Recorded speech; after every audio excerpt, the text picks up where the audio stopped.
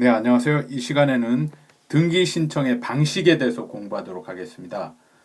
방식은 크게 이제 두 가지 관점에서 볼 수 있는데, 첫 번째는 방문 신청과 전자 신청, 그것들이 어떻게 다른지를 살펴보도록 하겠고, 두 번째 관점에서는 그 개별 신청과 일괄 신청. 개별 신청이라는 것은 그 하나의 접수 번호가 부여되는 그 등기 신청, 그러니까 한 건의 등기 신청으로 하나의 부동산에만 등기를 신청하는 거, 그게 개별 신청이고, 일괄 신청이라는 것은 그 한 건의 등기 신청으로 여러 개의 부동산에 대한 등기도 한꺼번에 신청할 수 있는지 여부, 그것에 대해서 공부하도록 하겠습니다.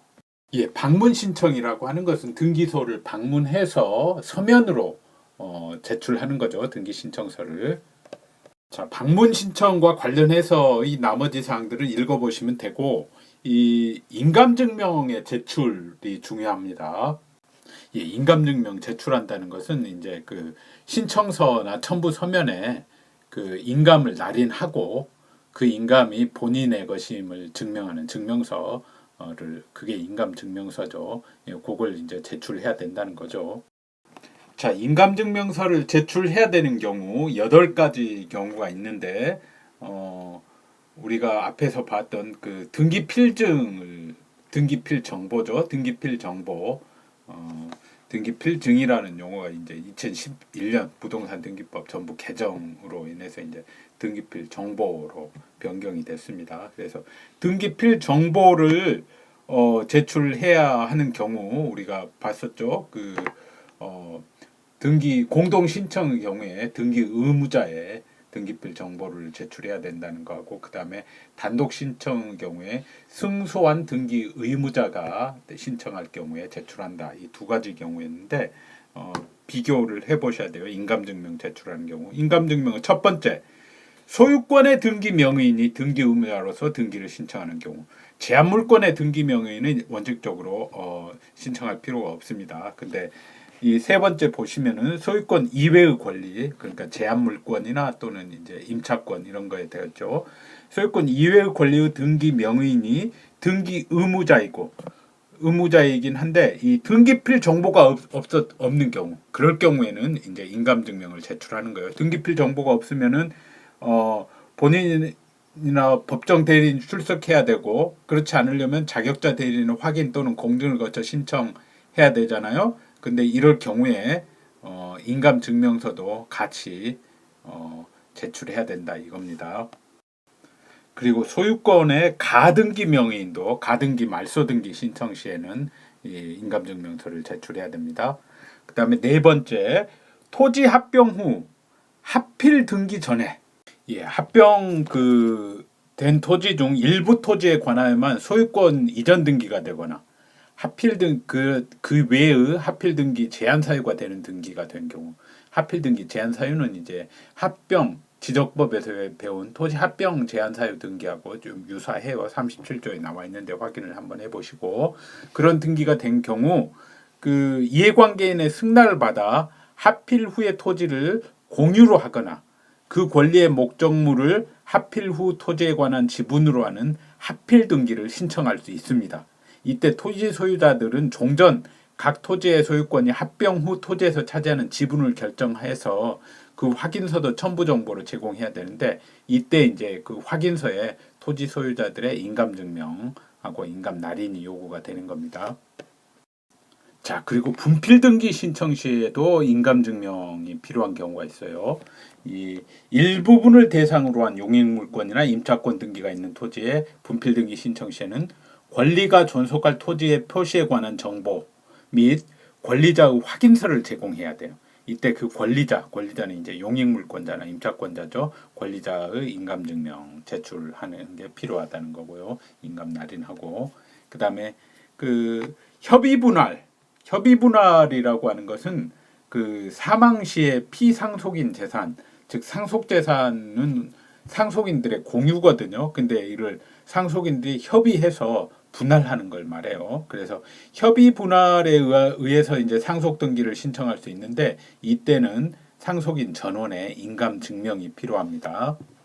자, 그리고 제3자의 동의 또는 승낙 증명 서면 첨부 시 우리가 제3자의 그 승낙이나 이런 거 동의 이런 것들은 등기 원인에 대해서 제3자의 허가나 이런 것들이 필요한 경우 봤었죠. 농지 뭐 취득 증명이나 토지 거래 허가나 뭐 이런 것들. 그리고 또 중요한 것이 등기상 이해관계에 있는 제3자.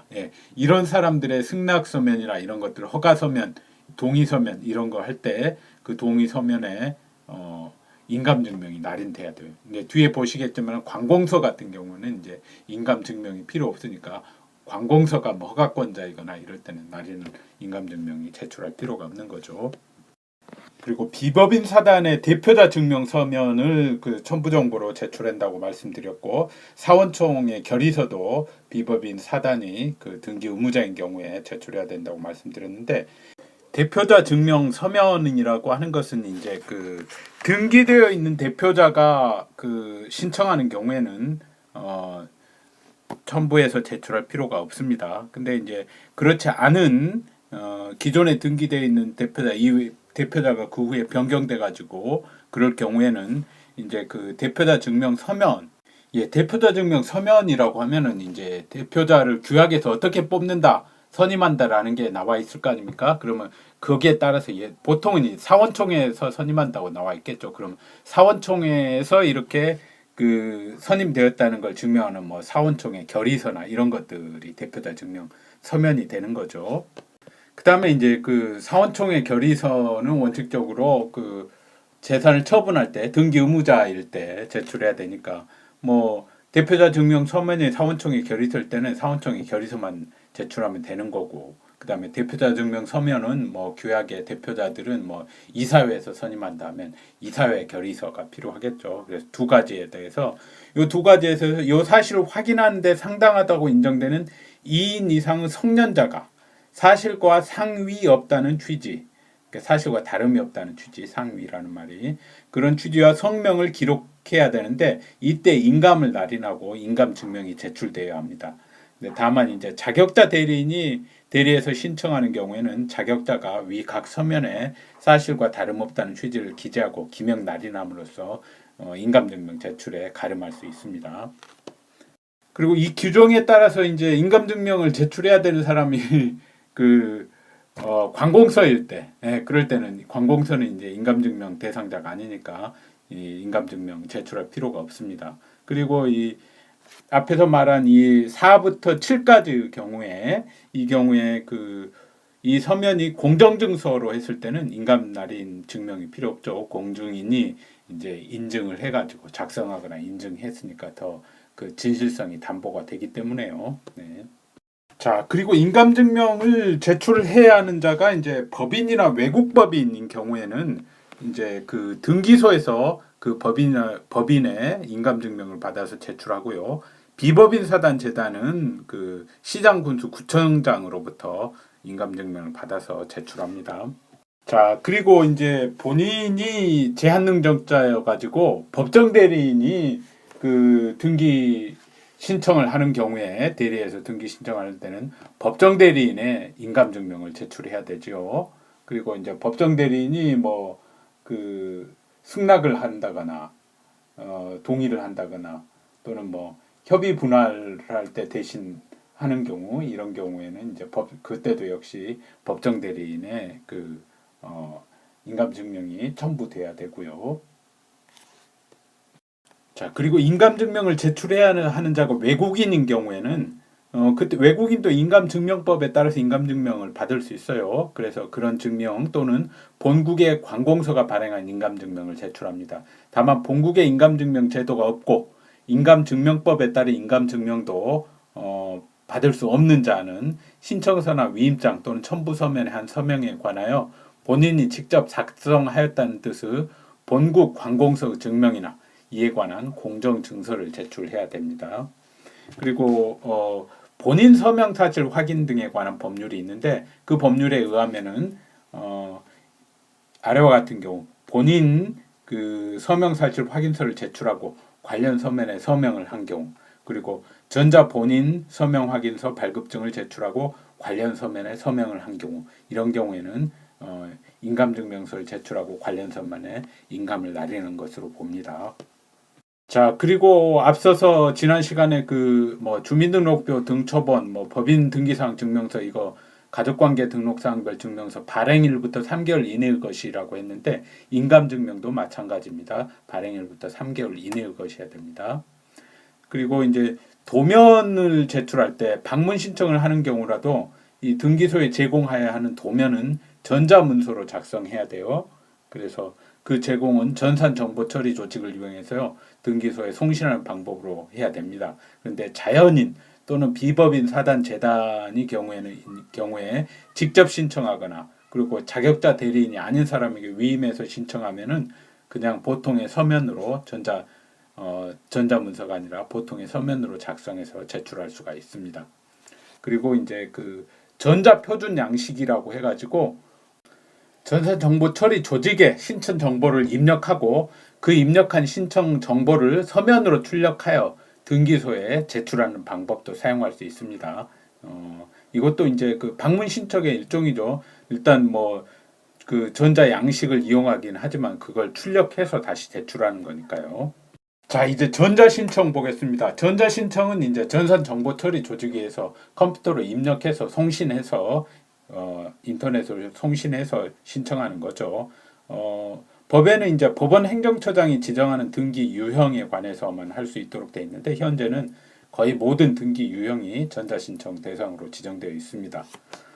전자신청의 제한이라고 해서 대리 신청할 때 전자신청은 일반인은 대리로 전자신청은 못합니다. 방문 신청은 일반인이 대리로 할 수 있지만 전자신청은 자격자 대리인, 변호사나 법무사, 뭐 법무법인, 법무조합 또는 뭐 법무합동법인 이런 것들, 이런 실체를 자격자 대리인이라고 하죠. 그리고 이 비법인 사단이나 재단은 그 전자신청을 할 수가 없습니다. 그리고 외국인이 전자신청은 외국인도 할 수는 있는데 외국인 등록을 하거나 또는 국내 거소 신고라는 걸 해야 됩니다. 자, 그리고 전자신청을 하기 위해서는 그 사용자 등록을 등기소에 방문해서 해야 됩니다. 먼저 해야 됩니다. 그래서 최초 등기 신청 전에 등기소에 출석해서 인감증명과 주소 증명 서면이 첨부된 사용자 등록 신청서를 제출해야 돼요. 그래서 자격자 대리인도 그 자격을 증명하는 서면의 사본도 함께 첨부해야 돼요.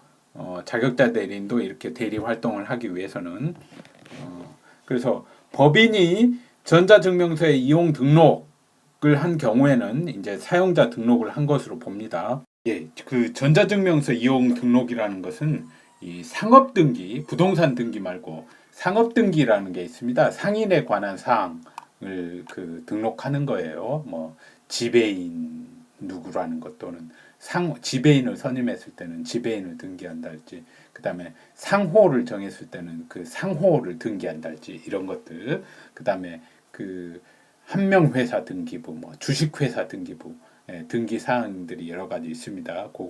그걸 상업 등기라고 하는데 이렇게 이제 상인이 상업 등기를 신청하는 경우에 상인에는 개인이 상인일 수도 있고 이제 회사가 상인일 수도 있죠. 이 등기소에 인감을 제출하고 이때 이제 전자증명서를 발급받아 이용 등록을 하는데 그걸 전자증명서 이용 등록이라고 해요. 그래서 이 법인이 전자증명서 이용 등록을 했다는 것은 이제 그 회사인 거죠. 회사 상인 중에서 법인을 회사라고 하니까 그래서 그럴 경우에는 사용자 등록을 한 것으로 보고요. 그 다음에 사용자 등록의 유효기간은 3년입니다. 그리고 그 만료일 3월 전부터 만료일까지 연장을 신청할 수 있고 그 연장 기간은 다시 3년입니다. 그리고 유효기관이 경과시에는 사용자 등록을 다시 해야 돼요. 그 전에 이렇게 연장을 신청하지 않으면은 유효기간 연장은 이제 전자문서로 신청할 수 있는데 다시 사용자 등록을 해야 되면 또 출석을 해야 되는 거죠. 등기소에. 그리고 사용자 등록을 한 사람은 사용자 등록의 효력 정지, 효력 회복 또는 해지를 신청할 수 있습니다. 그 다음에 효력 정지나 해지 신청은 전자문서로 할 수 있고요. 앞에서 말씀드릴 때 조금 그 불명확하게 말씀드린 게 있는데 그 자격자 대리인도 사용자 등록 신청을 해야 돼요. 그래서 출석을 해야 됩니다. 적어도 사용자 등록 출석 등록할 때는 직접 출석해야 돼요. 그걸 또 사무원을 보낸다거나 이렇게 할 수가 없습니다. 그리고 자격자 대리인의 그 인감증명과 주소증명 서본 첨부된 사용자 등록 신청서도 함께 제출해야 되고요. 그 사람의 자격증명 서면의 사본뿐만 아니라 전자 신청을 할 때는 이제 신청 정보 우리가 아까 지난 시간에 배웠던 그 신청 정보하고 그다음에 사용자 등록을 할 때 그 부여받는 사용자 등록 번호를 전자문서로 등기소에 송신합니다. 그리고 이때 신청인의 전자서명 정보, 개인은 공인인증서, 법인은 전자증명서, 관공서는 전자인증서 이런 것들이 되겠죠. 이런 것들을 함께 송신을 합니다. 그리고 이제 첨부정보도 송신을 해야 되는데 첨부정보에는 그 문서 작성자의 전자서명 정보도 함께 송신을 해야 됩니다. 따라서 개인인 갑, 을, 간 매매계약서가 등기 원인을 증명하는 정보인 경우 매매계약서 작성자는 갑과 을이므로 갑의 공인인증서와 을의 공인인증서가 함께 송신되어야 됩니다. 그래서 이 공인인증서를 통해서 이제 위변조 방지 및 작성명인 확인 기능이 수행되니까 인감증명이 이런 기능이잖아요. 인감증명을 별도로 제출할 필요가 없어요. 그 방문 신청에 있어서 인감증명 제출을 해야 되는 경우 있었잖아요. 그런 사람들이더라도 제출할 필요가 없습니다. 공인인증서를 대신 송신하는 거죠. 이렇게. 법인인 경우에는 이제 공인인증서가 아니라 전자증명서죠. 자, 이번에는 개별 신청과 일괄 신청에 대해서 공부하도록 하겠습니다. 신청 정보의 제공 방법이라고 표현을 했는데요. 제가 말씀드린 대로 이건 그 개별 신청을 하느냐, 일괄 신청을 하느냐 그 의미입니다. 그래서 원칙적으로는 개별 신청을 해야 돼요. 등기의 신청이나 촉탁은 일건당 1개의 부동산에 관한 신청 정보를 제공하는 방법으로 해야 됩니다. 근데 다음의 경우에는 같은 등기소 관할 내에 있는 여러 개의 부동산에 관한 정보를 일괄해서 제공할 수가 있어요. 어떤 경우냐? 자, 첫 번째, 등기 목적과 등기 원인이 동일한 경우. 예를 들어서 갑이 을로부터 하나의 계약으로 등기 원인이 동일하죠. X토지와 Y토지를 매수한 경우. 소유권 이전 등기라고 등기 목적이 동일하죠. 이런 경우에는 한 건당 이 두 개의 부동산에 관한 신청 정보를 제공할 수 있는 거예요. 하나의 그 접수 번호로. 근데 이 등기는 이제 개별 등기소에다 신청하는 거니까 같은 등기소 관할 내에 있어야 되죠. 그다음에 같은 채권의 담보를 위해서 소유자가 다른 여러 개의 부동산에 대해서 저당권 설정 등기 신청할 경우. 이 경우는 이제 소유자가 다르니까 저당권 설정자 저당권 설정자가 다르니까 각각 그 등기 원인이 동일하다고 볼 수가 없겠죠. 설정자가 다르니까는 설정자하고 그다음에 저당권자 간의 계약이잖아요. 저당권 설정 계약이라는 것은. 그래서 각각 저당권 설정 계약을 체결해야 되니까 등기 목적과 등기 목적은 동일하더라도 등기 원인은 개별 계약들이 각각 다르니까 동일하다고 할 수 없지만 이런 경우도 어쨌든 한 건으로 일괄해서 신청할 수 있습니다. 그 다음에 경매나 공매 시에 대금 납입으로 인한 권리 이전, 소멸한 권리의 등기 말소, 그 다음에 압류 등기 말소 등기의 촉탁. 이것도 이제 경매나 공매가 하나의 그 경매 사건으로 여러 개의 그 물건에 대해서 경매가 진행될 수 있거든요. 이럴 경우에는 또 일괄해서 등기의 촉탁을 할 수가 있는 겁니다. 여러 건의 부동산에 대해서. 자, 그리고 하나의 매매 계약으로 동일 부동산의 여러 공유 지분을 매수하는 경우에도 일괄 신청이 가능해요. 예컨대 갑이 X토지의 공유자인 을과 병으로부터 을과 병의 공유 지분을 각 지분을 매수하는 경우. 자, 그리고 세 번째로 반드시 일괄 신청이나 촉탁해야 되는 경우가 있어요. 이를 위반하면은 이제 29조 5호의 사유, 즉 신청 정보 제공이 대법원 규칙으로 정한 방식이 맞지 않은 경우에 해당돼 가지고 각하됩니다. 어떤 경우냐? 자, 1, 2하고 다음 화면에 3, 이 세 가지 경우가 있는데 이르 경우가 중요합니다. 시험에 나옵니다. 이르 경우는 첫 번째 이 신탁과 관련된 것들인데 신탁 등기와 신탁으로 인한 권리의 이전, 보존, 설정, 변경의 등기.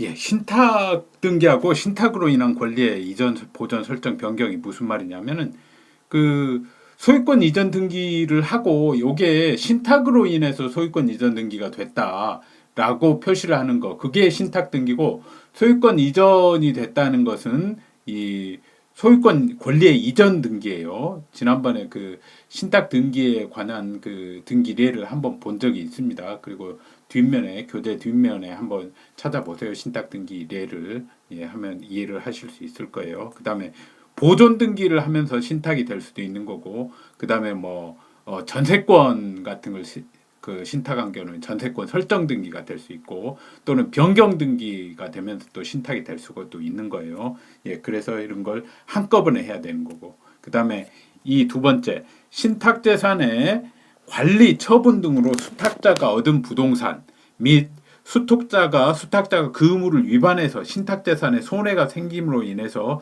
수탁자의 원상 회복 의무에 따라 회복된 부동산에 이런 취득 등기와 신탁 등기, 이런 경우도 한꺼번에 해야 되고, 그 다음에 신탁 재산에 대한 권리의 이전 또는 말소 등기와 신탁 등기의 말소 등기, 그 다음에 신탁 재산이 수탁자의 고유 재산으로 된 뜻의 등기와 신탁 등기의 말소 등기, 이런 것들 한꺼번에 해야 된다는 거예요. 부동산 등기 규칙에 나와 있습니다. 자, 그리고 두 번째, 토지개발 사업에 따른 보존 등기와 말소 등기. 토지개발 사업은 우리 지적법에서 배웠죠. 도시개발 사업이나 뭐 주택개발 건설 사업, 이런 것들이 시행되면은 종전의 지적 공부는 모두 폐쇄를 해버리는 거예요. 그리고 지적 측량을 새로 실시해서, 지적 확정 측량이죠, 해서 새로운 지적 공부가 작성이 되거든요. 모든 토지에 대해서. 그러면은 이게 실질적으로 법률적으로는 기존 토지가 멸실된 거하고 비슷해요. 새로운 토지가 생성되고 기존 토지는 멸실되고. 근데 이제 법률에서는 뭐라고 표현하면 그걸 멸실 등기라고 하지 않고 말소 등기를 한다고 해요. 그래서 말소 등기를 하고, 그 다음에 새로 이제 보존 등기를 해야 돼요. 새로운 필지에 대해서. 그래서 이 말소 등기하고 보존 등기를 한꺼번에 해야 된다는 그런 의미입니다. 예, 읽어보시면 됩니다. 그래서 하나의 사업지역의 모든 토지에 대해서 하나의 신청서에 말소 등기를 다 신청하고, 그 다음에 동시에 다른 하나의 신청서에 여러 모든 필지에 대해서 보존 등기를 신청해야 된다는 거예요. 그래서 이런 경우는 이제 그 수용 방식, 환지 방식에 의해서도 이제 다 새로운 그 필지가 생성이 되긴 하는데, 수용 방식의 경우에 반드시 이렇게 해야 된다는 거예요. 그 수용 방식은 이제 그 소유자가 동의를 하잖아요. 그러니까 한꺼번에 할 수 있기 때문에 그렇게 하는 거죠. 자, 이렇게 표제부에 이렇게 되는 겁니다. 여기는 이제 이런 무슨동 대지의 면적 몇 제곱미터가 있었는데, 요게 2009년 6월 14일 접수해가지고 토지개발 사업으로 인해서 말소면은 이제 이렇게 표시가 돼야 되는데 잘못됐네요. 이렇게 말소됐다는 말소 표시도 있어야 되죠. 그다음에 2번 등기하에서는 번호 용지 폐쇄, 토지 등기 용지, 필지 등기 용지가 완전히 폐쇄가 되는 거예요. 그래서 멸실 등기 때 이렇게 하는 거죠. 말소 등기는 그 등기 부분 등기 몇 번 등기만 말소되는 건데, 어쨌든 법은 말소 등기라는 표현을 하고 있어요. 말소 등기와 보존 등기. 다음 화면에 보시죠. 보존 등기는. 자, 보존 등기는 이렇게 되는 거예요. 표제부에 새로운 토지 표시가 이렇게 돼가지고 토지개발 사업으로 인해 등기 돼가지고 새로운 토지가 생성이 됐고, 그 다음에 갑구에 이렇게 그 소유권 보존 등기가 되는 거죠. 그래서 소유자는 한국토지주택공사, 뭐 사업 시행자가 여기에 들어가는 거죠. 수익 방식에. 이 필지뿐만 아니라 모든 필지에도 소유자는 이제 한국토지주택공사가 되는 거죠. 그리고 위에 이런 말소 등기, 보존 등기와 더불어 모든 토지에 동일한 내용의 신탁 등기를 하거나, 또는 해당 대지가 입주 예정자 동의 없이는 양도나 제한 물권 설정이 금지되고 압류, 가압류, 가처분 등의 목적물이 될 수 없는 재산임을 공시하는 부기 등기, 이런 부기 등기를 하는 경우에도 한꺼번에 이 보존 등기하고 말소 등기하고 신탁 등기, 보존 등기를 한꺼번에 일건의 신청 정보로 일괄해서 신청해야 된다는 거예요. 그다음에 정비 사업 시행자가 하는 종전 토지 및 건물에 대한 등기의 말소 등기 신청, 이것도 일괄해서 한꺼번에 하는 겁니다. 자, 그런데 이 한꺼번에 신청해야 될 등기는 이 1, 2, 3 세 가지 이외에도 다른 경우도 있습니다. 차차 보시게 되지만 그런 것들도 아주 중요합니다. 자, 이것으로 오늘 강의 모두 마치겠습니다. 이번 시간까지 해서 2장 부동산 등기 신청이 모두 끝났습니다. 그래서 기출 문제가 이제 교재에 나와 있는데, 이것들 꼭 풀어보셔야 됩니다. 지금까지 배웠던 내용 복습이 되고 또 잘 이해 안 됐던 부분들이 이해가 되고 또 어떤 부분이 중요한지 그걸 알 수 있으니까요. 감사합니다.